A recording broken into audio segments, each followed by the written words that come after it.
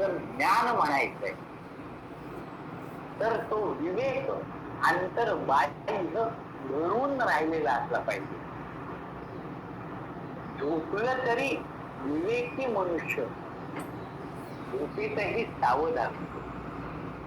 ज्ञानेश्वर महाराज या दृष्टीनं विवेक कुणाकडून शिकावा, सत्संग का करावा त्याचं जेव्हा वर्णन करतात, चंद्र तेथे चंद्रिका, शंभू तेथे अंबिका, संत तेथे विवेका असणे.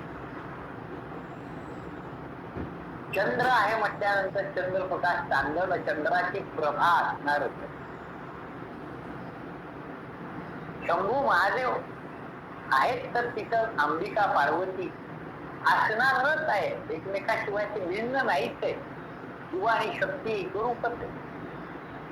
चंद्र आणि चंद्रप्रभा, चंद्राचा प्रकाश एकरूपच आहे. तसं संत आणि विवेक एकरूप आहे. म्हणून सत्संग हा त्यावर एक उपाय म्हणून सांगितला जातो. आणि या दृष्टीनं या समाधी सत किंवा या साधन चतुष्टयाचा अभ्यास करावा.